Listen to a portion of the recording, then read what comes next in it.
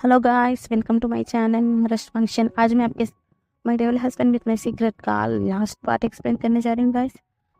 हाँ, हमने पिछले पार्ट में देखा था कि आखिरकार मियाँ मियाँ सुधर गई थी, पर शू कुछ अलग ही काम कर रहा था, अलग ही प्लान कर रहा था। और विंग और वांगजी फाइनली चाइना वापस आ चुके थे और अपने मेंशन में भी एंटर कर चुके थे। अब आके जैसे विंग विंग को वांगजी ने फियर्सली किस कर रहा था, क्योंकि वहाँ पर उनके दोनों बच्चे उनकी ग्रैंडपा के पास चले गए थे। इसलिए वांगजी अब विंग को छोड़ना ही नहीं चाहता था। कोरिया में उसने उसके सारे फैमिली मेंबर्स थे, इसलिए वो विंग को ज़्यादा परेशान नहीं किया। पर वो यहाँ पर आने के बाद वो अब तो अपने आप में कंट्रोल नहीं कर सकता था, इसलिए वो विंग को एकदम टूट पड़ता है। और वांगजी के दोनों बच्चे अब पूरी तरीके से विंग मदर के पास थे।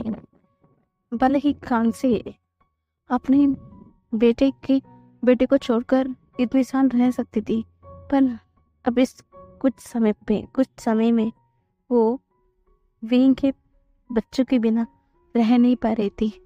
उसने ये ठान लिया था कि भले ही विंग का बच्चा विंग के मेंशन में रहे, पर वो ज़्यादातर वक्त वो उनकी यानी कि उनकी ग्रैंडमा के पास ही रहेंगे, ऐसा उसने पहले ही कर दिया था। इसलिए उन दोनों के जो बच्चे हैं, सिचुए और जिंगे, दोनों ज़्यादातर देर उनकी ग्रैंडमा के पास ही रहते थे। और ये वांगजी के लिए बहुत अच्छा था, क्योंकि उनके दोनों बच्चे जब उनके पास रहते थे वो कभी भी उन दोनों को अकेला रहना ही नहीं देते थे। वो हमेशा बीच में टूट पड़ते थे। इसलिए वांगजी ना चाहते हुए भी वो विंग के पास नहीं आते, वहाँ ना चाहते हुए विंग को छोड़ देता था और वो दूर रहता था विंग से, क्योंकि उन दोनों बच्चे अपनी मदर के लिए बहुत ज़्यादा पॉसेसिव थे। वो विंग के करीब किसी को भी आना नहीं देते थे, यहाँ तक कि उनके फादर वांगजी को भी नहीं। और ये कभी इस मौके का फायदा विंग बहुत को भी उठाता था, क्योंकि उसे पता है कि उनके दोनों बच्चे कब उसके पास रहे ना, तो उसके पास आने की हिम्मत ही नहीं कर पाएंगे। इसलिए वो उस मौके का बहुत अच्छे से फायदा उठाता था। पर वांगजी अपने मन में कहता था, देखना अभी इसका बदला मैं तुमसे ज़रूर लूंगा। ऐसा बोलकर उनकी जिंदगी अब बहुत हंसी खुशी बीतने लगी थी। और यहाँ पर यानी कि चाइना पर भी अब विंग का कॉन्सर्ट होता था। विंग का यहाँ भी बहुत बड़ी फैन थे। और ऊपर से जब विंग का फेस्टिवल हुआ, उसका लू जिया है, वो बहुत ज़्यादा हैप्पी भी थी और गुस्सा भी थी कि वो उस फैन क्लब का हेड थी, और उसे ही पता नहीं कि उसका जो बेबी ब्रदर ही उस स्टार है जिसे वो एडमायर करती है। हाँ, वो भले ही बहुत ज़्यादा खुश भी थी और वो उदास भी थी कि क्यों विंग ने उसे नहीं बताया, फिर भी वो बहुत ज़्यादा हैप्पी थी। जब विंग वापस चाइना आया, वो तो तुरंत विंग से मिलने चली गई थी। और हाँ, यहाँ पर विंग का बहुत बड़ा फैन क्लब था, बहुत बड़ा। और ये देखकर ना हमेशा वांगजी हमेशा जेल बोल कर रहा ही रहता है, क्योंकि वांगजी तो वांगजी है, कुछ आदत कभी भी नहीं छूट सकती है। और हमारा वांगजी का तो बिल्कुल नहीं छूट सकती है। वो अपना जो जरस नेचर से बाहर आए, वो कैसा वांगजी हो सकता है भला। इसलिए वो हमेशा तो वो जलता ही रहता है, और वो अपना चाहना सारा जेलसी जब विंग वापस आता है ना, उसके ऊपर निकाल देता है अपने बेड पर। और इसके चलते विंग कभी कभी 2 दिन तक अपने बेड से उठ भी नहीं पाता था, और वो वांगजी को पूछता रहता था। तो वांगजी भी उससे स्ट्रिक्टली कहता है, अगर तुम ऐसा पनिशमेंट नहीं चाहते तो सबसे दूर रहो, ऐसा वो हमेशा वार्निंग दिया करता था। पर विंग क्या करे, उसका प्यार इतना ज़्यादा है, क्योंकि वो लोग जैसे उन्हें पता चला कि ये विंग है, हमेशा उसके पास बहुत ज़्यादा बुके चॉकलेट सब कुछ आते रहते हैं। और इससे हमारा वांगजी तो हमेशा जल बुन कर ही रहता है और हमेशा उस पर नज़र रखते ही रहता है। अरे अब ये सब कुछ विंग को पता है, फिर भी विंग जानता है कि उसका ग कैसे है। तो विंग ज़्यादा रिएक्ट नहीं करता है, फिर भी वो बहुत ज़्यादा हैप्पी था, बहुत ज़्यादा हैप्पी था। और हाँ, अब धीरे धीरे उनके जो फैमिली में है सब लोग यहाँ पर आने के बाद कुछ अलग डिसीजन लेने लगे थे, क्योंकि मियाँ मियाँ जैसे ही वो यहाँ पर आई, उसने अपने फादर से कह दिया था कि अब वो अपना फादर का जो सपना था ज्वेलरी डिजाइन करने का, वो काम करना चाहते थे, ऐसा वो सबके सामने कह दिया था। और ये सुनने के बाद तो मिस्टर जिन बहुत ज़्यादा हैप्पी थे, क्योंकि उनका जो बेटी है वो उनका जो ड्रीम है उसे परस्यू करना चाहती है, क्योंकि वो क्या बोलते हैं, वो बचपन से डिजाइनिंग में बहुत इंटरेस्ट लेते थे।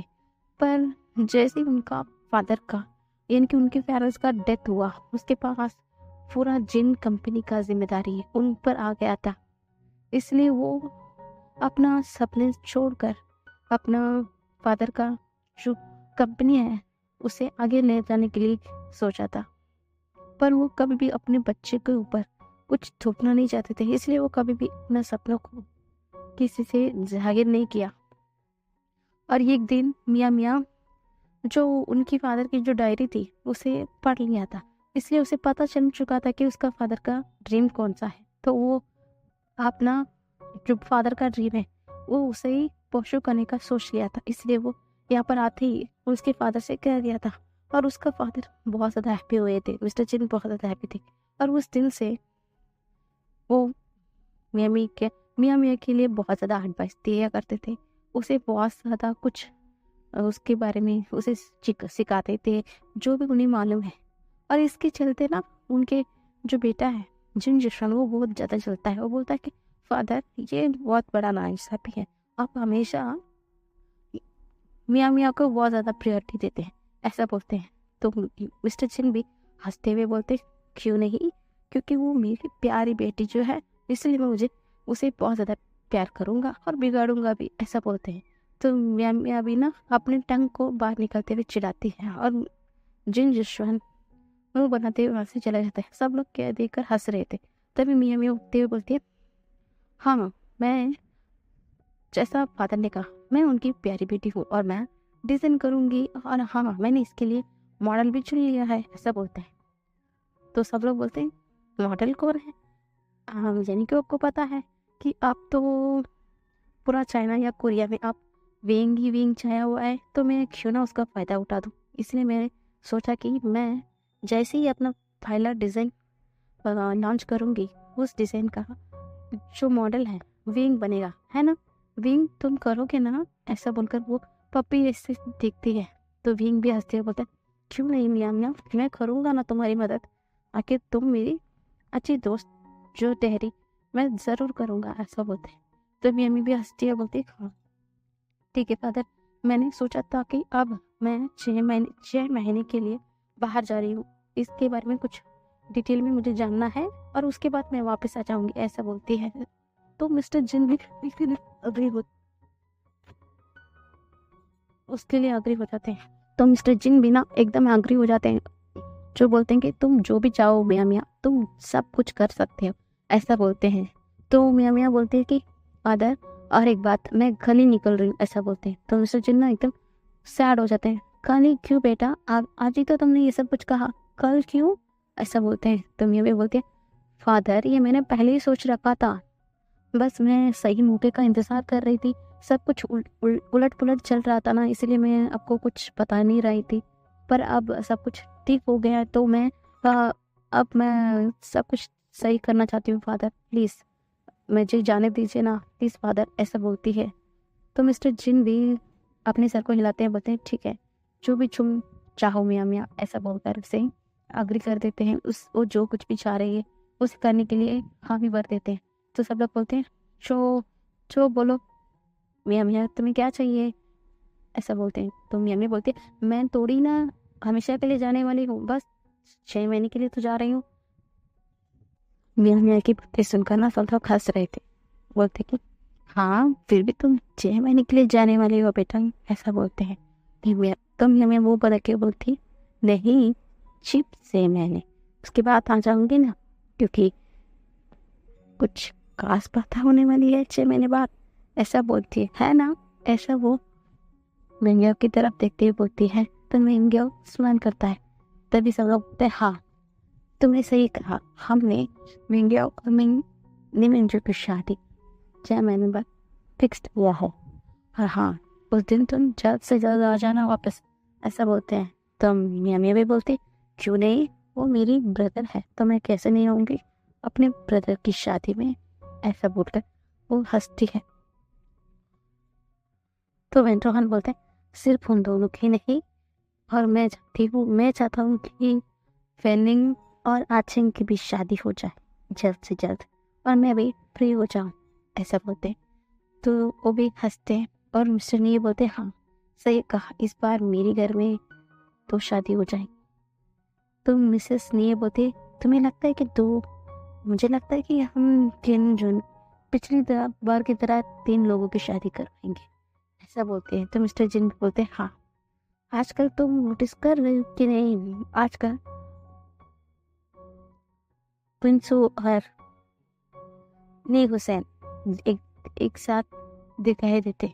मुझे लगता है कि तुम दोनों की जोड़ी भी अच्छी जमेगी, तुम क्या कह रहे हो जिन, ऐसा बोलते। तो जिन बोलते, हाँ तुमने सही कहा, मुझे भी यही लग रहा है, अब वो दोनों एक साथ अच्छे लगेंगे, ऐसा बोल के सब लोग फिक्स कर रहे थे। और नी हुसैन भी तब अंदर आता है, वो भी उस बात को सुनता है, पर वो कुछ रिएक्ट नहीं करता है, वो भी स्माइल करते हुए चला जाता है। इसके मतलब सब लोग समझ गए थे कि कहीं ना कहीं अब नी हुसैन भी इससे अग्री है। तो सब लोग चुपचाप हो जाते हैं। सब लोग बहुत आशी खुशी से मजाक बात करते हैं और सब लोग सोने के लिए चले जाते हैं। मियाँ मियाँ अपने कमरे पर मियाँ मियाँ अपने कमरे में जाती है और सोचती है, मैं अपने हाथों से कितनी बड़ी गलती करने जा रही थी। फाइनली मैं अब बहुत सारा गलती सुधार चुकी हूँ और मेरी सब कुछ ऐसा ही हो भगवान, ऐसा बोलकर वो सो जाते हैं। और थोड़ी देर बाद उसके कमरे में मिस्टर जंग आते हैं और उसके सर को सहलाते हुए बोलता है, बेटा सच में सिर्फ मेरी बेटी हो मेरी, ऐसा बोलकर उसके फोrehead पर किस करते हैं, वहाँ से चले जाते हैं जैसे वो चाहते हैं। मियाँ मियाँ के आंखों से एक बूंद आंसू लुढ़क जाते हैं और वो एक स्माइल करते हुए अपनी आंखों को और कसकर बंद करके सो जाती है। अगले मॉर्निंग सब लोग एकदम तैयार होकर जिन कमरे में आ गए थे, क्योंकि आज मियाँ मियाँ अपने कोर्स के लिए बाहर यानी कि बाहर जाने वाली थी, बाहर देश के लिए। तो सब लोग आप आ गए थे उसे सी ऑफ करने के लिए, सब लोग वापस आ गए थे। सब लोग उसे सी ऑफ करते हैं तो सबको बाय कहते हुए फाइनली मियाँ मियाँ वहाँ से चली गई थी। सब लोग अपनी जिंदगी में बहुत हैप्पी चल रहे थे। और हाँ, अब फंक्शन यानी कि विंग और यहाजान की जिंदगी में बहुत ज़्यादा हैप्पी चल रहे थे। उनके दोनों बच्चे ज़्यादातर उनके ग्रैंड माँ और ग्रैंडपा यानी कि उसकी ग्रेट ग्रैंड माँ यानी कि मैडम लैन चिंगन जूनिया रोशन सरन उनके पास ही जाते रहते। वो अब चाइना आने के बाद तो बिल्कुल ही विंग और वांगजी को परेशान नहीं करते हैं, वो ज़्यादातर अपनी ग्रैंड माँ के पास ही रहते हैं। और इसके चलते अब विंग का तो हालत एकदम खराब होने लगा, क्योंकि अब पूरी तरीके से वांगजी विंग के ऊपर नज़र रखता है और वो किसी को भी विंग के करीब आने नहीं चाहता है। और विंग भूल के भी किसी के करीब नहीं जाता, क्योंकि अगर वो किसी के करीब गया और उसका हालत क्या होगा वो बहुत अच्छी तरीके से जानता है। इसलिए सब लोग से वो डिस्टेंस मेंटेन करके ही रखता है, नहीं तो रात को उसकी हालत एकदम खराब कर देंगे। उसके चलते वो 2 दिन तक चल भी नहीं पाएगा।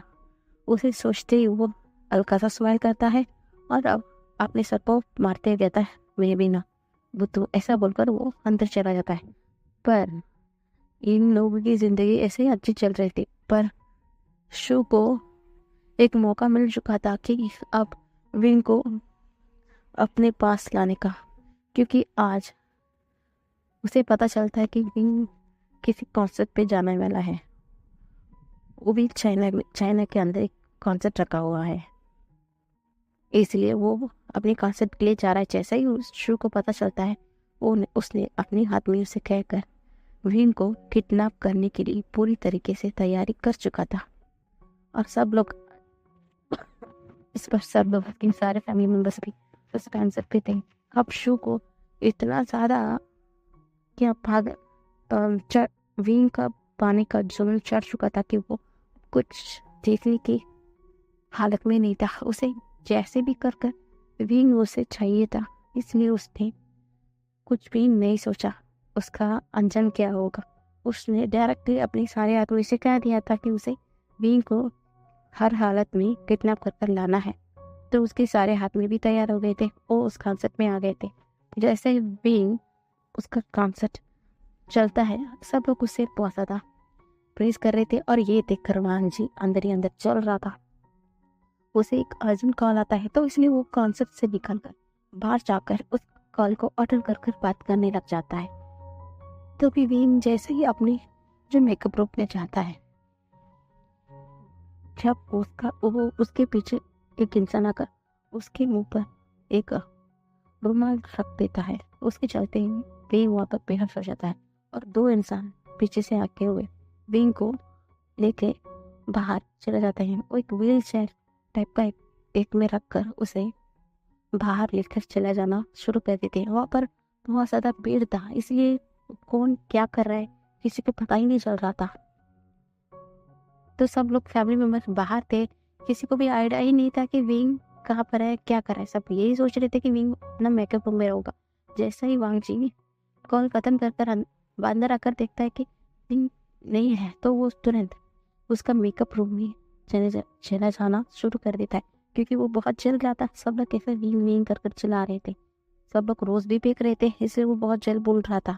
इसलिए वो जल्द से जल्द अपने हस्बैंड को देखना चाहता था। पर जैसे ही वो मेकअप रूम में आता है, वहाँ पर तो कोई नहीं था, तो वो एकदम घबरा जाता है।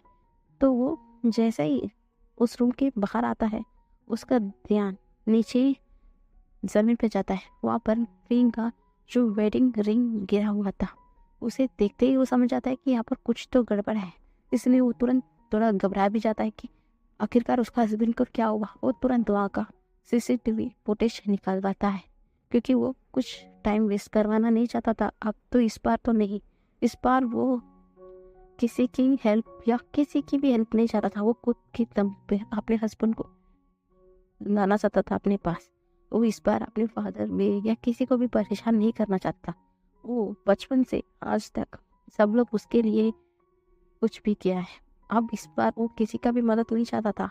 इसलिए वो शुभंक से कहकर सारा फुटेज निकलवा दिया था। उससे वो पता विंग को ये विंग कहाँ पर है ये उसे पता चल चुका था। उसे पता चल चुका था कि कुछ लोग विंग को उठाकर बाहर चले गए और वो एक कार पर रख कर जा रहे हैं। और राम जी गौर से उस कार नंबर को नोट करता है और उसे पता चल जाता है कि आखिरकार ये कार किसका है, क्योंकि शू अपनी कार को लेकर इतना पॉसेसिव है। इसलिए वो कुछ अपनी कार के जो नेम प्लेट के आगे वो कुछ सिंबल लगाता है। इसके चलते सबको ये पता ही चल जाता है कि ये आखिरकार ये कार किसका है। तो वांग जी एकदम दांत पीसते हुए बोलता है, तुम्हारी वजह से पिछली बार मैं अपने हस्बैंड से, तो इस बार भी तुम हमारे बीच में आ रहे, इस बार मैं तुम्हें नहीं छोड़ूंगा, इसके लिए मुझे जो भी करना पड़े। ऐसा बोलकर वो अपने पॉकेट के अंदर से गन को बाहर निकालता है।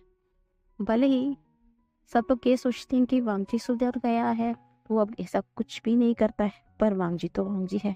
वांगजी अपनी हरकतों से बाज है, ऐसा तो हो ही नहीं सकता। इसलिए वांगजी तुरंत शुयांग के साथ वहाँ से निकल जाता है। वो अपने कुछ बॉडीगार्ड को भी वहाँ पर लेके आ जाता है, क्योंकि विंग के पास हमेशा बॉडीगार्ड्स रहते हैं और सॉन्गलन ने उसे अरेंज करवा दिया था। और सॉन्गलन को भी कहीं ना कहीं ये बनक लग चुका था कि विंग यहाँ पर नहीं है, तो विंग भी तो वांग जी कहीं ना कहीं ये जानता था अगर विंग नहीं है तो पहला ध्यान सॉन्गलन का ही होगा। इसलिए वो सॉन्गलन को इशारा कर देता है कि इसके बारे में किसी को पता नहीं चलना चाहिए। वो सिर्फ अदर वे या किसी फैमिली मेम्बर को वो परेशान नहीं करना चाहता है। वो लोग पहले विंग का जो लोकेशन है वो ट्रेस कर दिया था, क्योंकि हमेशा सॉन्गलन ने विंग का जो कपड़ा है उसमें वो हमेशा कुछ ट्रैकर लगा कर रखता है, क्योंकि वो एक आइडल है, इसलिए उसके पीछे भी बहुत लोग पड़े हुए होंगे, इसलिए वो हमेशा विंग के पास ट्रैकर लगा कर रखता है। आज अब वांगजी को फाइनली ये भी पता चल चुका था कि क्यों विंग के पास हमेशा शॉन्गलन था, और अब सच में थोड़ा गिल्टी था कि क्यों वो सॉन्गलन को गलत समझाता। पर खैर कुछ नहीं, अब वो अपना सारा गलतियों को तो दोहराना नहीं चाहता, इसलिए वो सॉन्गलन को लेकर उस जगह पर पहुंच जाते हैं। पर दूसरी ओर विंग अब भी बेहोश था, क्योंकि उसे बहुत स्ट्रांगली जो क्लोरोफॉर्म दिया हुआ था, इसलिए वो अभी भी बेहोश था। और उसके चारों तरफ सिर्फ ना बॉडीगार्ड्स टाइप के कुछ लोग थे, और उनके बीच में शू था, मिस्टर शू थे, और वो खड़े हुए थे। वो विंग के पास आते हुए उसकी फेस पर हाथ लगाते हुए बोलते हैं कि फाइनली मैंने तुम्हें पा लिया। देखना, मैं यहाँ से तुम्हें इतना दूर लेके जाऊंगा कि कोई भी तुम्हें मुझसे वापस छीन कर नहीं ले जा सकता। मैं किसी को भी पता भी नहीं लगेगा कि मैं आखिरकार तुम्हें यहाँ पर लेकर आ गया हूँ, क्योंकि वहाँ पर बहुत तुम्हारा कॉन्सर्ट चल रहा है। मुझे नहीं पता था कि मेरा ये बेबी बहुत ज़्यादा फेमस है। यार कोई नहीं, अब मुझे ऐसा लग रहा है कि मुझे तुम्हें पूरा दुनिया से ही छुपा कर रखना होगा। ऐसा बोलकर एक स्माइल करता है, हाँ फाइनली तुम मुझे मिल गए। अब मैं देखता हूँ कि किसी की हिम्मत है कि वो मुझे तुमसे अलग कर सके। ऐसा बोलते हैं, और दूसरी ओर फ़ोन करता है, बोलता है तुमने प्राइवेट जेट सब कुछ तैयार कर लिया? तो वो इंसान बोलता है हाँ बस सब कुछ हो गया, बस आपको यहाँ से निकलना है, मैं आपको जाने का सब कुछ इंतज़ाम कर लिया। तो मिस्टर शू बोलते हैं तुम्हें पता है ना उसके बाद क्या करना है? हमारा पूरा आइडेंटिटी तुम्हें मिटाना होगा, ताकि किसी को ये पता ही ना चले कि बीइंग इस जगह पर कभी भी एग्जिस्ट करता भी था। तुम्हें समझ में आया ना? तो दूसरा तरफ का वो इंसान बोलता है हाँ बॉस, मुझे सब कुछ समझ में आ गया है, जैसा आप चाहेंगे वैसे ही होगा, आपको चिंता करने की कोई ज़रूरत है बॉस।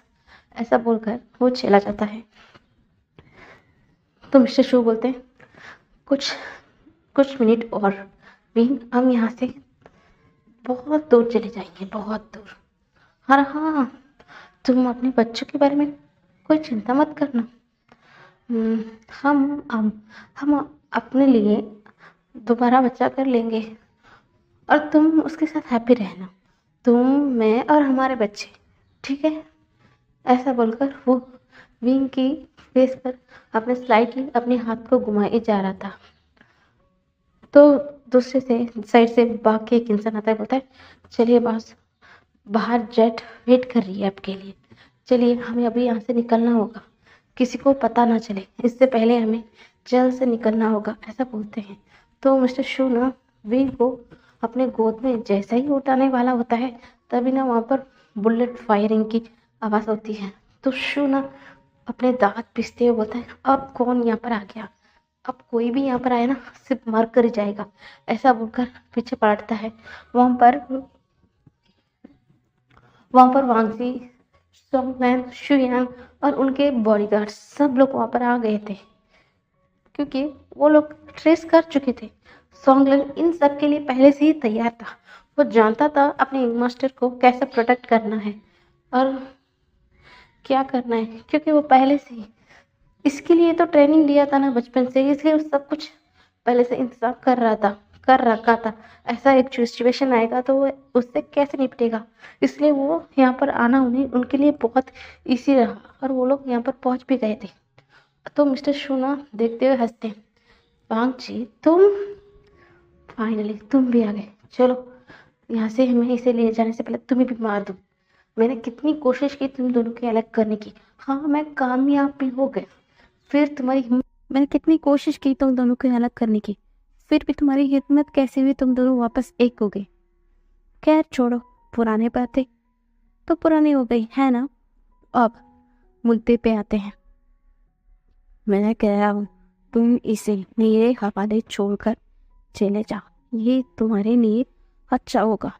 अगर ऐसा तुम नहीं करते हो, इसका अंजाम बहुत ही बुरा होगा, बहुत बुरा। ऐसा बोलता है। तुम वांगजी ना दांत पिसते बोलता है, तुम्हारी हिम्मत कैसे मेरे हस्बैंड को यहाँ पर मेरी इजाजत के बिना लाने की, और हाँ, तुम्हें तो तुम्हारे अंजाम तक मैं पहुंचाऊंगा।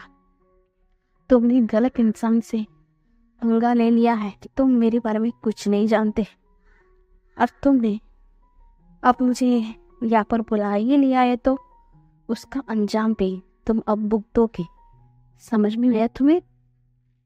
ऐसा बोलकर वो एक स्लैप करता है मिस्टर शू को। मिस्टर शू बोलता है, वो हंसते हुए बोलता है, हाँ हाँ, मैं इतना देर तुमसे ये बकवास क्यों कर रहा हूँ, चलो अब तुम्हारी कत्ल करना होगा। ऐसा बोलकर आपने जो पिस्टल है यानी कि बंदूक है वो वांगजी के माथे पर रख देता है। तो वांगजी ना एक डेविल स्माइल करते हुए बोलता है, तुम्हें लगता है कि मैं इस मामूली सी बंदूक से डर जाऊंगा? ऐसा बोलकर वो जो ना आंखों को जब बंद करके खोलने की इतनी ही देर में ही वो फटाक से उस बंदूक को मिस्टर शू के हाथ में से वो अपने हाथ में ले लेता है। मिस्टर शू को भी समझ में नहीं आया था कि वांगजी कब उसका बंदूक को छीन लेना था, वो सिर्फ देख रहा था। तो वांगजी हंसता है, तुम जानते ही नहीं हो कि मैं आखिरकार असलियत में कौन हूँ। तुम जानते हो कि मैं अपनी चीज़ों के लिए बहुत ज़्यादा पॉसेसिव हूँ। मैंने अब अपने ही पति, अपने ही हस्बैंड और अपने बच्चों के लिए अपने आप को बदलना है। और इसका मतलब ये नहीं है कि तुम मेरे साथ जो कुछ भी करो और मैं चुपचाप होकर देखता रहूँगा। तुमने वापस से मुझे पहले की तरह बना दिया है तो उसका अंजाम पे तुम भुगतोगे, है ना? ऐसा बोलकर वो उस बंदूक को ऊपर चलाता है और उससे ना मिस्टर शो एकदम डर जाते हैं। उन्हें समझ नहीं आ रहा था क्या होता है। तभी ना वहाँ पर जैसे ही शाओलिन सबको इशारा करता है, आपस में सब लोग लड़ने लगते हैं। तुरंत मिस्टर शो अपने होश में आते हैं। वो सारे तरफ देखते हैं कि उनके बॉडीगार्ड के ऊपर जो वांगजी के साथ जो भी आए हुए थे वो बहुत भारी पड़ रहे हैं, इसलिए उसे कुछ समझ ही नहीं आ रहा था। वो तुरंत नीचे चाकू लेकर वांगजी के ऊपर हमला करने वाला था और वांगजी उसे टॉर्च कर देता है। तो इसकी मदद से वांगजी के ऊपर नहीं लगता है। तो शू एकदम बौखला जाता है। वो नीचे देखता है कि एक बॉडीगार्ड के हाथों से उसका बंदूक नीचे गिरा हुआ है। वो तुरंत उस बंदूक को लेता है और वो विंग के सामने आ जाता है। वो बोलता है कि मैं कोई पागल नहीं हूँ कि जो मुझे नहीं मिला मैं उसे किसी को भी नहीं दूंगा। मैं ऐसा नहीं सोचूंगा। आखिरकार मेरे साथ क्या होगा? कम से कम मुझे पुलिस में ले जाया जाएगा और मुझे कुछ साल के लिए जेल होगा, उससे तो कोई बात नहीं। मेरे पास इतना ज़्यादा पैसा है कि मैं बाहर आने की ताकत रखता हूँ, इसलिए मुझे ज़्यादा तो चिंता नहीं है। इसलिए मैं जब तक नहीं आ जाऊँगा विंग को तो सही सलामत रहना ही होगा। इसलिए तो मैं चाहता हूँ कि मैं तुम्हें क्यों ना मार दूँ। ऐसा बोलकर वो हंसते हुए वांगजी के तरफ आ रहा था। वांगजी को एक मिनट लगा कि शू विंग को हट कर लेगा, पर यहाँ पर तो वो उल्टी बात हो गई। उसे मारना चाहता है। बिना वक्त गवाए मिस्टर शू ने वांगजी के हाथ में एक बुलेट चला देते हैं। उसकी वजह से वांगजी को बुलेट लग जाती है तो वो नीचे बहुत देर से नहीं तो वो लगभग गिर जाता है एकदम धड़ाम से, क्योंकि उसे कुछ समझ ही नहीं आ रही थी कि इतना जल्दी हुआ, इसलिए उसे कुछ समझ ही नहीं आ रही। तो मिस्टर शू ना पागलों की तरह हंसते हैं, बोलते अब तुम चले जाओ, पूरे हेल में जाओ। ऐसा बोलकर वो वापस उस बंदूक को लोड करता है, क्योंकि वांगजी उसके साथ कॉन्वर्सेशन करने में इतना बिजी था तो वो उसका जो मूवमेंट है, हाथ का मूवमेंट है, उसे गौर से देख नहीं पाया था। जैसे ही वो वांगजी के चेस्ट के ऊपर जो बंदूक चलाने वाला था वो चला भी लेता है, पर जैसे वो गोली वांगजी को लगने वाली होती है ना, तब बीच में विंग आ जाता है और किसी को समझ नहीं आ रहा था। मिस्टर शू एकदम बंदूक को नीचे फेंक कर एकदम विंग बोलकर चिल्लाते हैं और वांग जी भी सामने सामने की तरफ देख रहा था।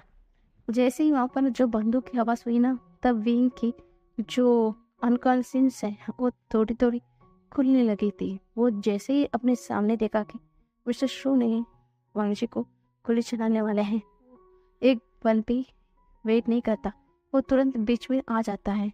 वो इतने साल बाद अपने हस्बैंड से मिला है, वो कैसे उसे कुछ होने देना सकता हो, इसलिए वो बीच में आ जाता है। तो वांग जी भी ना एकदम तेज चिल्लाता है, वी, ऐसा बोलकर। तो सब लोग ना अलर्ट हो जाते हैं और सारे जो गुंडे थे मिस्टर शू के, सब लोग बाहर भाग जाते हैं। तब तक वहाँ पर पुलिस भी आ चुकी थी, क्योंकि शुयांग ने पुलिस को इन्फॉर्म कर दिया था। जैसे ही पुलिस भी वहाँ पर आ जाती है, पुलिस आते ही ना वो सारे जो बॉडीगार्ड्स थे मिस्टर शू के, उन्हें गिरफ्तार कर लेते हैं। और विंग भी बहुत बड़ी स्टार था और वहाँ का माहौल भी बहुत ही टेंशन वाली हो गई थी। उन्हें कुछ देर तो विंग को ढूंढते हैं। जैसे उन्हें पता चला विंग वहाँ पर नहीं है, वो लोग भी वहाँ पर बहुत ज़्यादा टेंशन में थे और मिस्टर वे भी बहुत टेंशन में है। और ऊपर से वहाँ पर साउंड का आता पता नहीं, और वांग जी नहीं था और शुयांग भी नहीं था, इसलिए वो समझ गए थे कुछ तो गड़बड़ है। वो परेशान थे उस वक्त। तो वो लोग पहला अपने मैंशन के लिए निकलना सही समझा, इसलिए वो सब लोग वहाँ से सीधा मैंशन के लिए सारे फैमिली मेंबर्स निकल चुके थे। और दूसरी ओर यहाँ पर और सारे जो लोगों को पुलिस ने गिरफ्तार कर लिया था और उस शो को भी गिरफ्तार करके ले जाया गया था।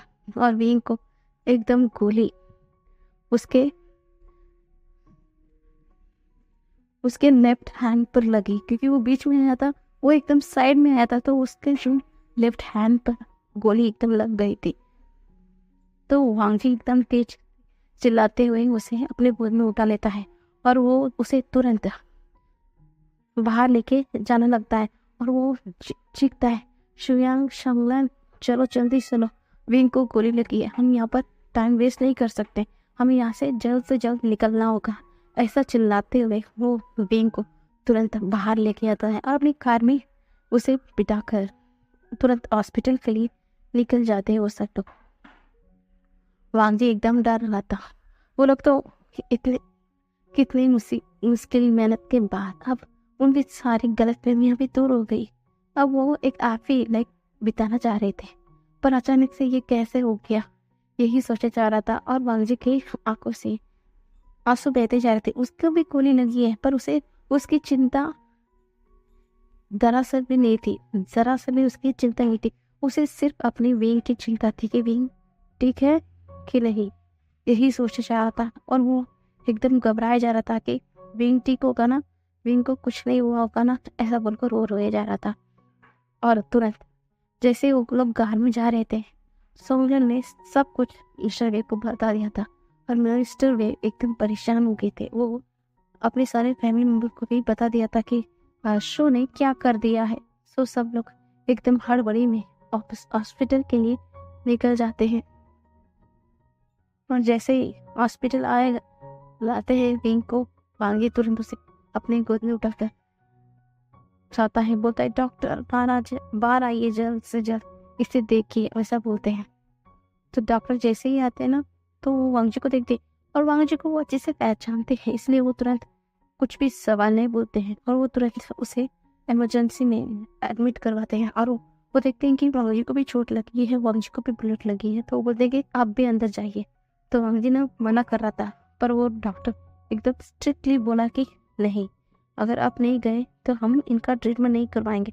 ऐसा बोलने के बाद जाकर वांग जी भी मान लेता है। तो वांग जी को भी एक अलग वार्ड पर एडमिट किया जाता है। थोड़ी देर बाद वहाँ पर उनके सारे फैमिली मेम्बर्स आ जाते हैं। बाहर लैंसन की जो सेक्रेटरी है शुयांग और सांगलन, दोनों एकदम परेशान होकर खड़े हुए थे। उन्हें कुछ समझ नहीं आ रहा था कि वो क्या करें, वो कैसे रिस्पॉन्स करें उनके सारे फैमिली मेम्बर्स को, वो कैसे बताए अपने बॉस को, यही सोचे जा रहा था। मिस्टर रे एकदम भागते हुए बोलते कि क्या होगा, क्या हो गया, बताओ जल्द से मुझे, ऐसा बोलते। तो शोंगनन सब कुछ बता देता है। तो मिस्टर के ने एकदम गुस्से में बोलते हैं, वो शो कभी भी अपने हरकतों से बाज नहीं आएगा, मैं इस बार उसे छोड़ूंगा नहीं, ऐसा बोलकर वो चीख रहा था। पर सारे फैमिली मेम्बर रो रहे थे कि यहाँ पे सब कुछ सही हो रहा था, फिर ऐसा क्यों हो गया, यही सोचे जा रहे थे।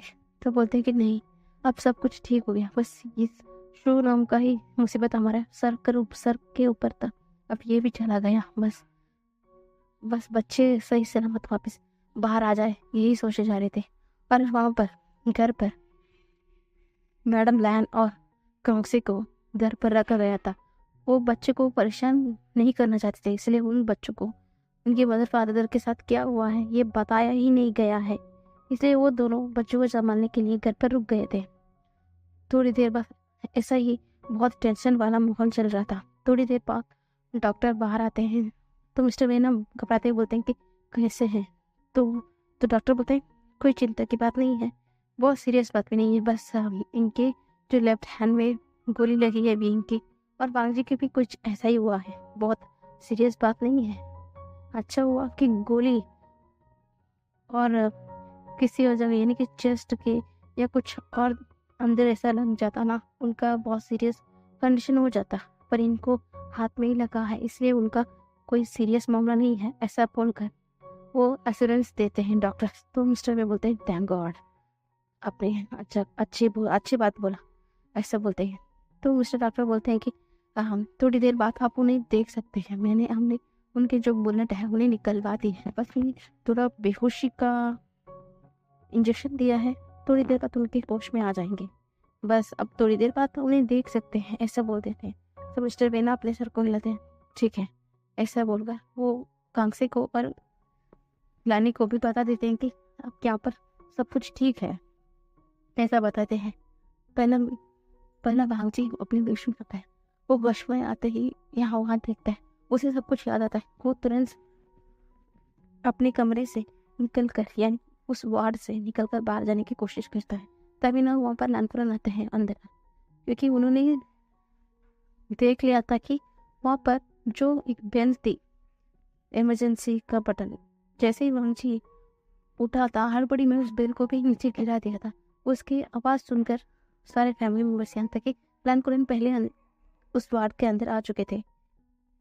लैनकुरन कहते शांत हो जाओ वांग जी, शांत हो जाओ, विंग ठीक है, वो दूसरे रूम पर है, तुम होश में आ गए हो, बस वो थोड़ा बेहोश है, कुछ बात नहीं, चलो शांत हो जाओ बेटा, शांत हो जाओ, ऐसा बोलते। तो वांग जी एक गहरी सांस लेता है, बोलता है ओके, ऐसा बोलकर वो शांत हो जाता है। वो सब दूसरी ओर देखते हैं कि उसके सारे फैमिली मेम्बर्स से देख रहे थे। तो वांग जी बोलता है बस मुझे अभी उसके पास जाना है, मैं यहाँ पर नहीं रह सकता, ऐसा बोलता है। तो वांग जी किसी की बात नहीं सुनता है, वो अपनी बात में अड़े रहता है। तो हर किसी को उसकी बात माननी पड़ती है। तो वांग जी को विंग के रूम में शिफ्ट किया जाता है और देखता है कि विंग अभी भी सोया हुआ है। उसे देखने की बात थी, हमारे वांग जी को एक राहत मिलती है कि फाइनली उसका हस्बैंड उसके सामने है और वो बिल्कुल ठीक है, उसे कुछ भी नहीं हुआ। पर वो देखता है कि उसके हस्बैंड के हाथ में भी गोली लगी हुई है। वो उसे सहलाता है, बोलता है कि मैं सच में इस बार भी तुम्हें प्रोटेक्ट नहीं कर पाया, सच में मैं, ऐसा बोलता है। तभी मिस्टर वे बोलते हैं तुम इस बार कुछ भी अपने ऊपर ब्लेम मत करना, तुम कितना हो सके तुमने किया, और ये उसके ऊपर गोली लगने की वो उसने ही अपने ऊपर ले लिया है, इसमें तुम्हारी कोई गलती नहीं है, समझ में आया? अब शांत रहो, सब कुछ सही हुआ है, सब कुछ सही हो रहा है, ठीक है, ऐसा बोलते हैं। तो मिस्टर वे बोलते हैं ठीक है, मैं अभी सबको लेकर जा रहा हूँ, ऐसा बोलते हैं। तो वांग जी बोलते हैं हाँ फादर, मैं सब कुछ संभाल लूंगा यहाँ पर, ऐसा बोलता है। वो सारे फैमिली में बस चले जाते। अब हॉस्पिटल पे सिर्फ विंग और वांग जी थे। थोड़ी देर बाद विंग भी अपनी आँख खोलता है, वो पहला सीलिंग के ऊपर देखता है कि वो कहाँ पर है, उसे याद आता है, एकदम चीखते हुए बोलता है गा। तो वांग जी ना उसे उसके हाथ को पकड़ते हुए बोलता है कि हाँ तुम्हारे गा यहाँ पर है, देखो मैं ठीक हूँ, ऐसा बोलता है। तो विंग ना रोता है, तो मैं डर गया था, उसने आपके ऊपर गोली डाल ली ना, अब आप ठीक है ना? तो वांग जी बोलता है मैं ठीक हूँ दादा, मैं ठीक हूँ, देखो अपने आंखों से देखो, तुम्हारे हस्बैंड को देखो, मैं ठीक हूँ ना? तो विंग बोलता है मैं डर गया, ऐसा बोलकर वो उसकी चेस्ट पर अपने सर पर रखकर रोने लगता है। तो वांग जी ने उसकी पीठ को सहलाते हुए बोलता, ठीक है यार विंग, सब कुछ ठीक है, कोई बात नहीं, सब कुछ ठीक है, सब कुछ। ऐसा बोलते ही उसके बाद वो विंग की पॉकेट पर एक किस करते बोलते, चलिए हमें अब यहाँ पर नहीं रह सकते, मुझे हॉस्पिटल पसंद नहीं है, हमें जल्द से जल्द घर जाना होगा, हमारे बच्चे। तो वांग जी बोलते, हाँ पर तुम्हें ग प्लीज का हम घर चलते हैं ना, मैं वहाँ पर जितना चाहे ना मैं उतना रेस्ट कर लूँगा, बस मुझे यहाँ पर नहीं रहना है का। देखिए ना मेरा जो बुलेट लगा हुआ उस जगह पर सब बैंडेज हो चुका है, मुझे हॉस्पिटल पसंद नहीं है का, प्लीज मुझे यहाँ से ले जाइए ना का। ऐसा बोलते हैं। तो वांग जी भी सर को नुक करता है, वो बोलता है कि तो प्रॉमिस करो विंग, तुम घर पर जाकर रेस्ट करोगे। तो विंग बोलता है, हाँ का मैं आपसे प्रॉमिस करता हूँ, मैं घर जाकर रेस्ट करूंगा, ऐसे बोलते हैं। तो वांग जी विंग का जो डिस्चार्ज कर लेता है और वो दोनों घर के लिए निकल जाते हैं। जैसे ही घर पहुंचते हैं उनके दोनों बच्चे आकर उन दोनों को गले लगाते हैं, बोलते, मदर फादर आप कहाँ थे, हम कितना इंतजार कर रहे थे आपका, पता है, ऐसा बोलते हैं। तो विंग बोलता है, कुछ नहीं बेटा, कुछ नहीं हुआ है, ऐसा बोलता है। पर उनका जो जिंगी है वो विंग के हाथ को पकड़ लेता है, तो विंग छोटा सा हाउच करता है। तो जिंगी डरते ही बोलता है, क्यों, क्या हुआ आपको। तो विंग बोलता है, नहीं कुछ नहीं हुआ, जब मैं कॉन्सर्ट पे था ना तब मेरा हाथ किसी चीज से ना टकरा गया, इसलिए मुझे अपने हाथ पे ना थोड़ा मोच आ गई, ऐसा बस वो नचली बोलता है, नहीं हुआ अब तो ठीक है ना। हाँ मैं ठीक हूँ बेटा, बस मुझे थोड़ी दिन के लिए रेस्ट करने के लिए बोला है और मैं ठीक हो जाऊंगा, तुम्हारे फादर मुझे हॉस्पिटल लेकर गए थे इसलिए मुझे आने में देर हो गई बेटा, ऐसा बोलते हैं। तो जिंगी बोलता है, पक्का ना माँ, कोई बात नहीं है ना। तो विंग बोलता है, हाँ हाँ बेटा ठीक है ना, कोई बात नहीं, ऐसा बोलते हैं। तो सब लोग शांत हो जाते हैं। अब दूसरी ओर शू को बहुत ही कड़ी सजा मिल चुकी थी, क्योंकि वो भले ही अगर बींग को किडनैप किया उसे छोटी सजा मिलती ही, फिर भी जैसे उस दिन का सारा तेज सब कुछ निकल कर बाहर आ गया था, कैसा मिस्टर शू ने विंग को किडनैप करवाया था, उनका वो गाड़ी का प्लेट नंबर ही उन्हें पता दिया था। उनका सबसे बड़ी गलती निकली, उसका प्लेट नंबर, उनका जो गाड़ी की प्लेट नंबर से सबको साफ साफ पता चला कि आखिरकार ये किडनैपिंग किसने किया है। इसके चलते शू को बहुत ही कड़ी पनिशमेंट मिली थी और वो एक सेलिब्रिटी भी था भी। इसके चलते विंग की जो फैंस फॉलोअर्स थे सब लोग ना बहुत ज़्यादा गुस्से में थे मिस्टर शू के ऊपर, इसलिए मिस्टर शू को बहुत कड़ी पनिशमेंट मिली थी। मिस्टर शो को उम्र भर की सजा मिल चुकी थी, क्योंकि उन्होंने जानबूझकर विंग को किडनैप किया और उसे जान से मारने की कोशिश की और ऊपर से उसके हस्बैंड को ऊपर भी गोली चलाया था। ये बहुत बड़ी मैटर बन चुकी थी चाइना पर, इसलिए मिस्टर शो को उम्र भर की कैद सुनाया गया था। मिस्टर शो बहुत ज़्यादा गुस्से में थे, पर अब उनका जो पैसा था वो कुछ भी किसी काम नहीं आ रहा था, तो मिस्टर शो बहुत ज़्यादा गुस्से में थे, वो क्या कर यही सोचे जा रहे थे। दूसरी ओर अब सब लोग एकदम नॉर्मल हो गए थे, ऐसा ही सब कुछ ठीक हो गया था और विंग भी अब पूरी तरीके से बेड रेस्ट में आ चुका था। वांग जी ने उसे स्ट्रिक्टली मना किया था कि वो अब कुछ भी काम नहीं कर सकता, कुछ भी नहीं, इसलिए उसका जो भी अगला जो कॉन्सर्ट था, जो कुछ भी था, सब कुछ अब रोक कर रखा गया था और ऐसे ही दिन बीतते चला जा रहा था। अब सब लोग एकदम हैप्पी, बहुत हैप्पी रहने लगे थे और मिस्टर शरण और चिंगन जुन ने उनके बाकी तीनों बच्चों का शादी फिक्स करवा दिया था। उन्होंने डेट भी निकलवा दिया था, उनका शादी का दिन भी निकलवा दिया था। ऐसा ही दिन चले जा रहा था, भले ही कुछ रुके या नहीं रुके, पर वांग जी का एवरीडे मीनिंग्स एवरीडे है, वो कभी भी नहीं रुकता है। भले ही वांग जी विंग के साथ बहुत रफ नहीं होता है, फिर भी वो विंग को छोड़ता भी नहीं है। ऐसा ही उनका एकदम हैप्पी फैमिली वाला दिन जा रहा था। अचानक एक दिन विंग ना जैसे वो अपने सेट के लिए गया था, बहुत दिन बाद आज ही वो अपना कॉन्सर्ट के लिए गया था, पर आज अचानक वो वहीं पर बेहोश हो चुका था। तो ये न्यूज़ जैसे ही मुझे को पता चला, वांग जी एकदम हाथ बढ़ाते हुए जल्दी से भाग जाता है। वहाँ पर जाकर पता चलता है कि वीन प्रेग्नेंट है, क्योंकि सेट पर भी डॉक्टर आ चुके थे। वांग जी बहुत ज़्यादा हैप्पी था, हद से ज़्यादा हैप्पी था, क्योंकि कुछ देर पहले उसका मन में बहुत कुछ चल रहा था। उसे जैसे आज सुबह घर से निकला, उसे उसका हस्बैंड ने बताया था कि वो आज काफ़ी दिन बाद वो सेट पर जाने वाला है और वो वहाँ पर उसका कॉन्सर्ट है, वो करने वाला, उसका बारे में वो डिस्कस करने वाला है, ये पता चलता है। तो वांग जी सच में बहुत ज़्यादा जेलस था, क्योंकि उसे अच्छे से पता है कि उसका हस्बैंड का कितना क्रेजी फैंस है। तो वो डर गया था। जैसे उसने कोरिया में देखा था कि फैंस को, अब यहाँ पर आया तो हाँ, यहाँ पर भी विंग को कहीं भी छोड़ नहीं रहे थे, पर विंग को वो बुलेट लगने की वजह से काफ़ी दिनों से विंग कहीं भी नहीं जा रहा था। इसलिए वांग जी बहुत ज़्यादा हैप्पी था, पर आज बहुत ज़्यादा उदास हो गया था कि आज वापस से उसका हस्बैंड कॉन्सर्ट पे जाने वाला है। पर जैसे उसे फ़ोन आया कि उसका हस्बैंड सिर पर बेहोश हो गया है, वो बहुत ज़्यादा नर्वस हो गया है कि आखिरकार क्या हुआ।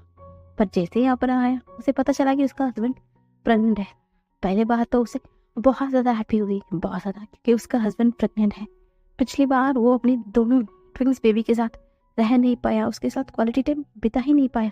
पर अब वो उस सारी उसने जो लम्हा अपने 2 बच्चे के साथ वो नहीं बिताए, अब इस प्रेगनेंसी में पूरा साथ देगा विंग का। और दूसरा, हमारा वांग जी तो वांग जी है, वो कभी भी अपने कुछ हरकतों से बाज नहीं आ सकता। उसमें एक है जेलसी। तो अभी वो बहुत ज़्यादा खुश है कि अब उसका हस्बैंड बहुत समय तक वापस यहाँ पर नहीं आ सकता, क्योंकि उसे अभी प्रेग्नेंट है, नहीं, इसलिए वो कभी भी अब बाहर नहीं जा सकता। वो भी घर में ही रहेगा और सब कुछ उसका मैनेजर हैंडल कर लेगा। हाँ, भले ही वो सिंगिंग कर सकता है, पर कॉन्सर्ट में नहीं जा सकता। इसलिए वांग जी बहुत ज़्यादा हैप्पी है। अब उसका हस्बैंड लगभग 1 साल तक वो उसके साथ ही रहेगा। अब वो बाहर नहीं जाएगा, तो वो बहुत ज़्यादा हैप्पी है। वो जल्द से जल्द विंग को उस सेट से वापस घर लेकर आता है, क्योंकि विंग बहुत ज़्यादा टायर्ड था, क्योंकि वो उसने सो नहीं गया था। जैसे ही विंग का आँख खुलता है, वो देखता है कि अब वो घर में है, घर पे है। तो विंग में इधर उधर देखता है कि सामने उसका हस्बैंड बैठा हुआ था। वो उसको देखकर ना पागलों की तरह स्माइल कर रहा था।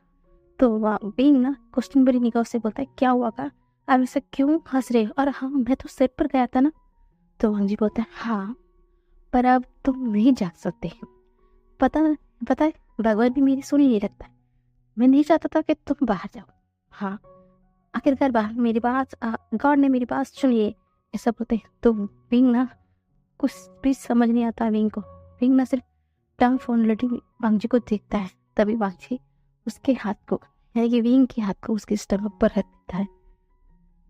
विंग को समझने में कुछ देर नहीं लगती है, तो वो बोलता है, रियली गर्ल? तो वांग जी बोलता है, हाँ रियली। ऐसा बोलते हैं ना, विंग की आंखों से आंसू बह रहे थे।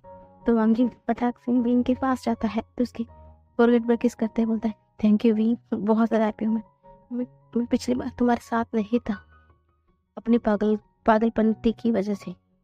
अब इसके बाद मैं तुम्हें कहीं भी नहीं जाने दूंगा। मैंने कहा ना, तुम अब इस बेड से भी नहीं नीचे उतरोगे। ऐसा बोलकर वो उसे गले लगाते हुए था। तो वांग विंग सच में मिस कर रहा था। पिछली बार वो सच में बहुत ज़्यादा अपने हस्बैंड को उसने मिस किया, पर वो किसी को ये दिखाया ही नहीं। अब वो इस बार अपने हस्बैंड के साथ था, तो वो बहुत ज़्यादा हैप्पी थी दोनों। और ये न्यूज़ सब लोगों को पता दिया जाता है।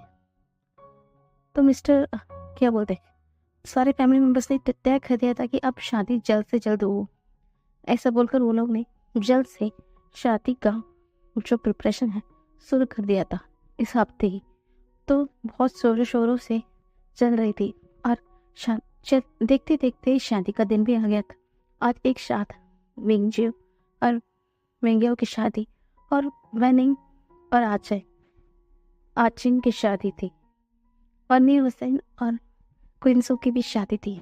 तीनों को शादी एक साथ होती है। सब लोग मियाँ मियाँ को मिस कर रहे थे, पर एन मौके पे मियाँ मियाँ भी आ जाती है, क्योंकि अगर उसकी बहन की शादी है और उनके दोस्तों की शादी है और उसकी भाई की भी, वो कैसे नहीं आती है, वो भी आ जाती है, सबको अटेंड करती है।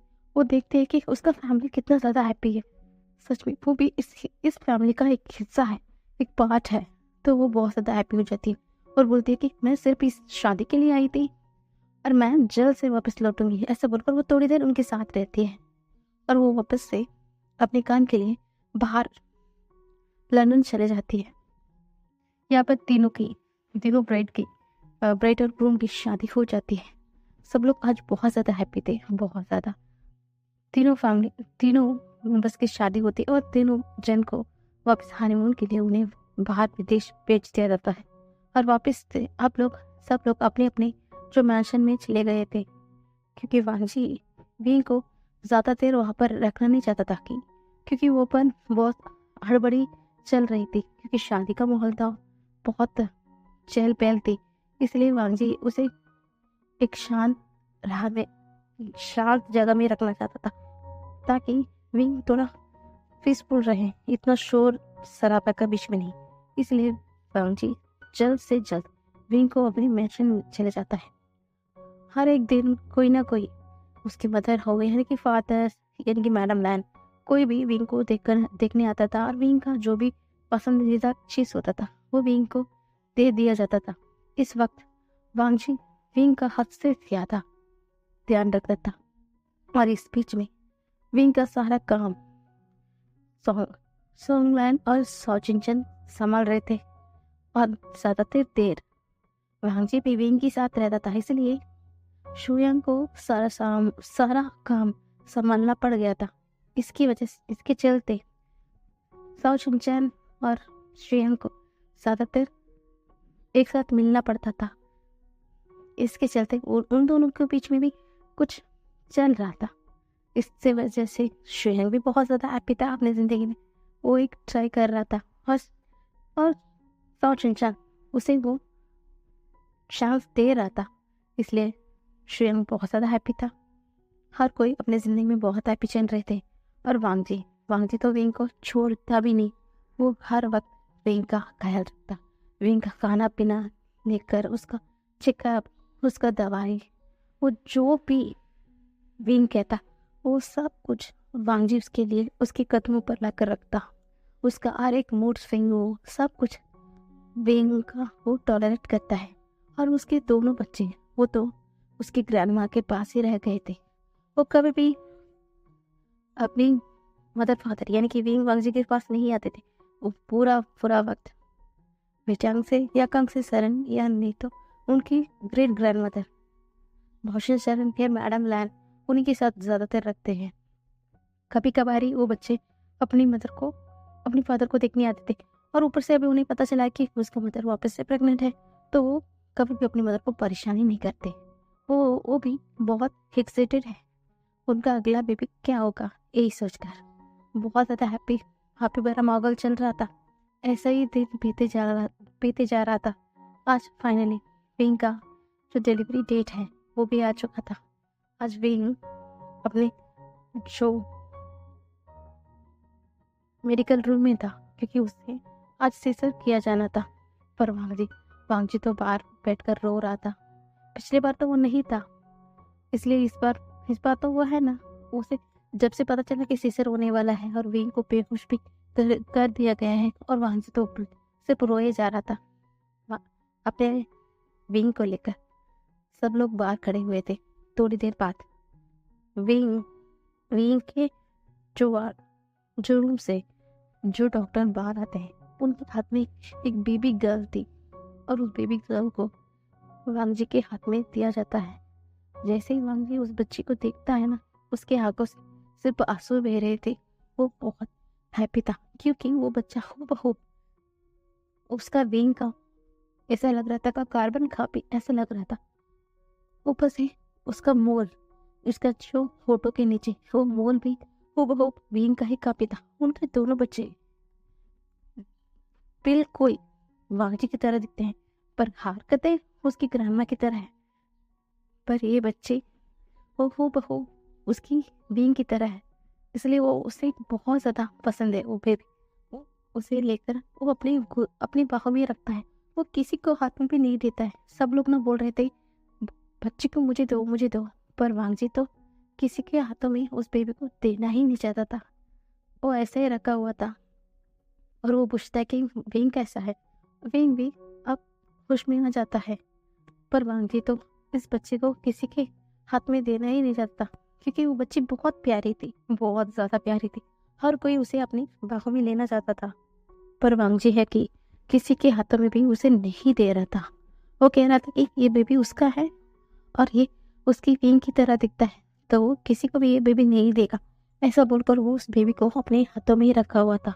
ऐसे ही 2 दिन जाता है। सब लोग तो वांगजी के इस बिहेवियर से इरिटेट हो रहे थे, पर कोई नहीं।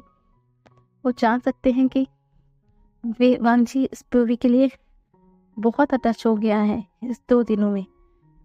जैसे 2 दिन बाद भी वांगजी और उन बेबी गर्ल को वापस से उनका मेंशन में चले जाते हैं। इस बार तो उनके दोनों बच्चे भी रहने आ गए थे, क्योंकि उन्हें वो बेबी गर्ल बहुत पसंद आ गई थी उनकी चोटी पे। वो उसके साथ वक्त बिताना चाहते थे, इसलिए अब वो दोनों भी अपनी मदर फादर के मेंशन में आ गए थे।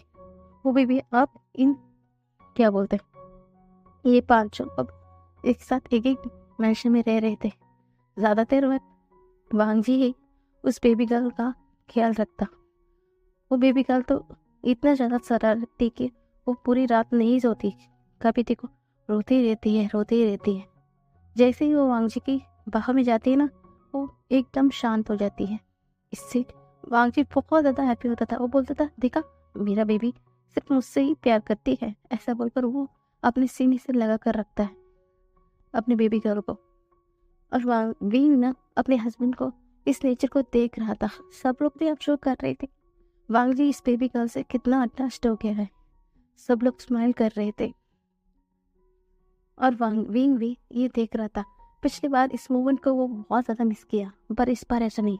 इस बार उसका हस्बैंड उसके साथ है, वो बहुत ज़्यादा हैप्पी है अपने इस प्यारी सी फैमिली को पाकर। इसी के साथ ये एपिसोड यहीं पर ख़त्म होता है गाइस, क्योंकि मैं इस फैन फिक्शन को जल्द से जल्द ख़त्म करना चाहती थी, इसलिए मैं इसी में ख़त्म कर रही हूँ गाइस। और हाँ, आप बाय बाय गाइस।